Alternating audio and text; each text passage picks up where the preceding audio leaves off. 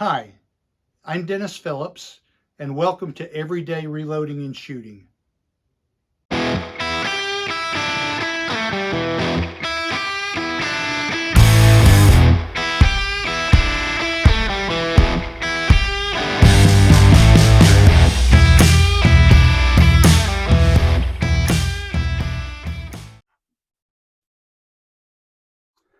As I mention in all of my videos, I always appreciate the comments and I try to interact with everyone who leaves a comment. Well, I recently posted a video on Hornady's 55 grain VMAX versus a 55 grain full metal jacket bullet. And I was comparing CFE223 powder.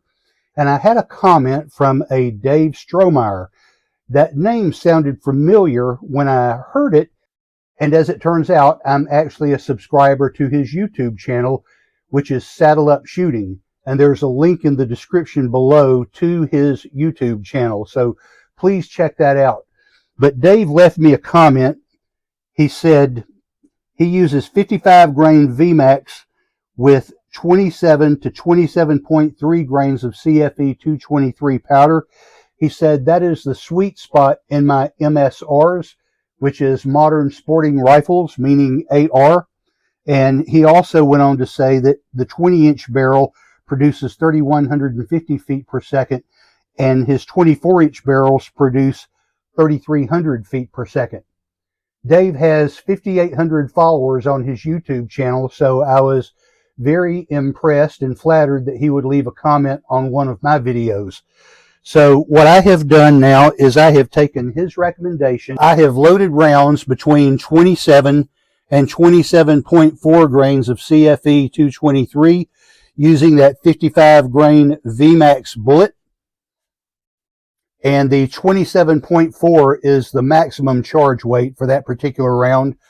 So I have these 10 round magazines for my Ruger American, and I have loaded these with 55 grain VMAX bullets with CFE 223 powder with charge weights from 27, 27.1, 0.2, 0.3, and 27.4 grains of powder. We'll be shooting 2 5-shot groups at each charge weight, and we'll be comparing those. This will be shot out of a Ruger American, where his are being shot out of ARs, but we shall compare and see. So hopefully what shoots well for him in an AR, hopefully that will shoot well in my Ruger American, but we will take them to the range and find out. So thank you, Dave, for the comment and for the recommendation, and we shall see how these perform. We'll be shooting 55 grain VMAX bullets with charge weights from 27 to 27.4 grains of powder. Dave says these work very well in his AR rifles. I don't know how they'll perform in this Ruger American, but we're going to send them down range and find out. So you're welcome to enjoy the music while I fast forward through my shooting, or you can skip forward to the results at the end.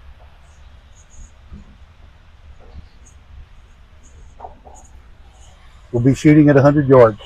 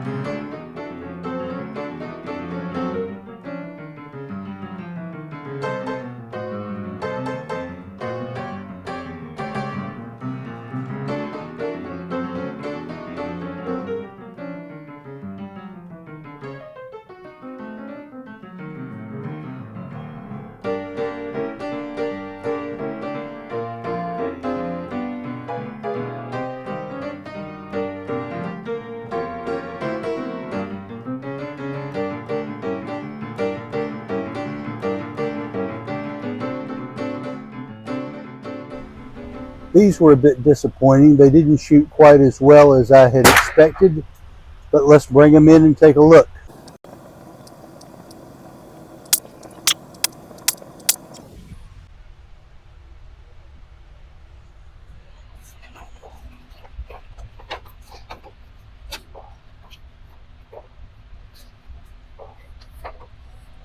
Okay, so these were my barrel warming shots.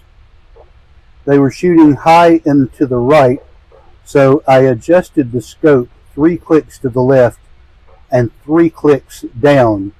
So note to self, next time you do barrel warming shots, use the same load that you're going to be testing. The barrel warming shots were actually full metal jacket, and these were 55 grain VMAX.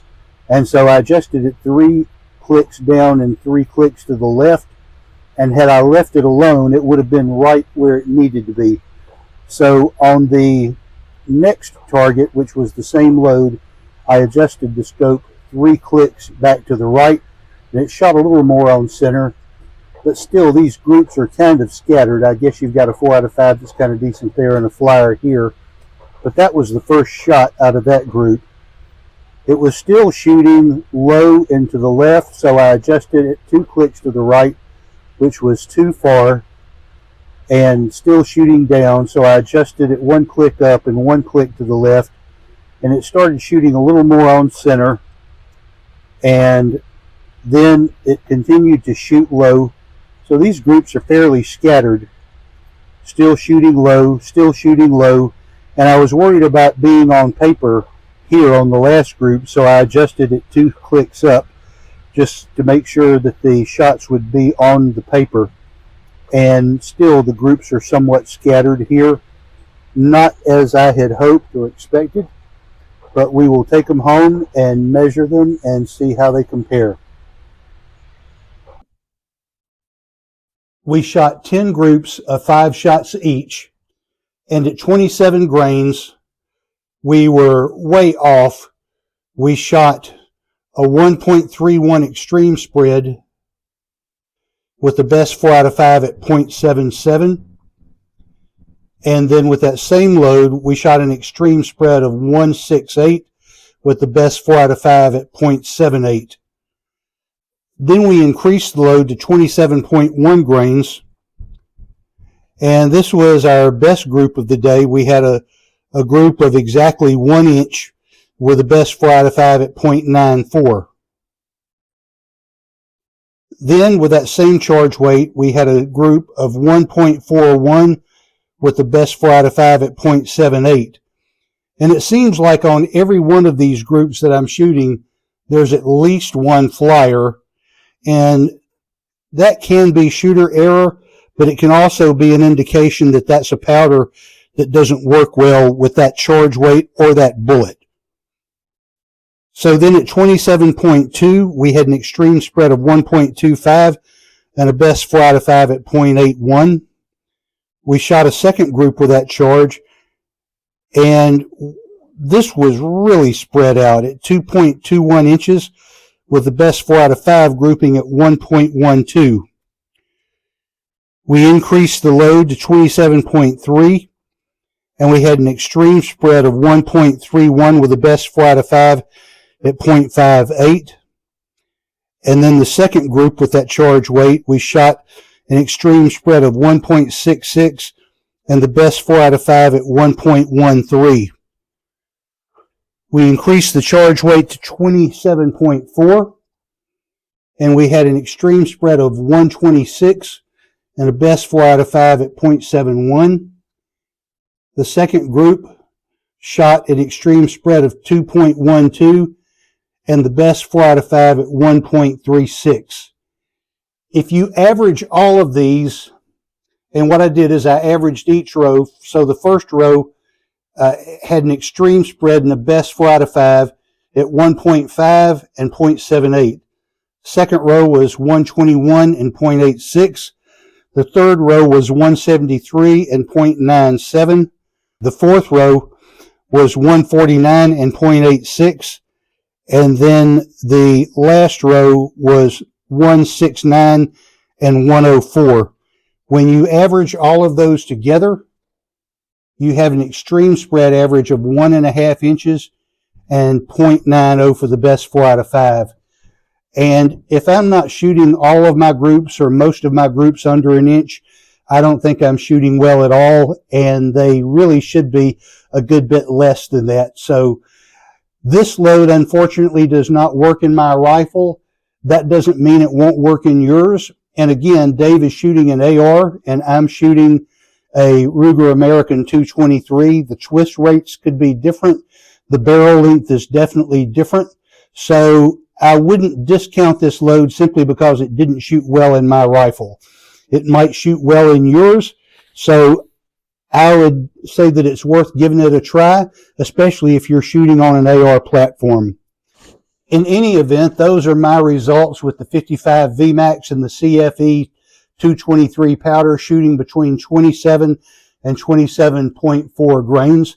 Your results may very well be different, and I hope they are. This is not an indictment on Mr. Strohmeyer's load development whatsoever. It simply means I'm shooting a different rifle than what he has, and I'm getting a different result, and you may very well have a different result also. So thanks for watching. If you have a comment, maybe you have a load that's worked well with the 55 VMAX and CFE223 powder, so please leave a comment below.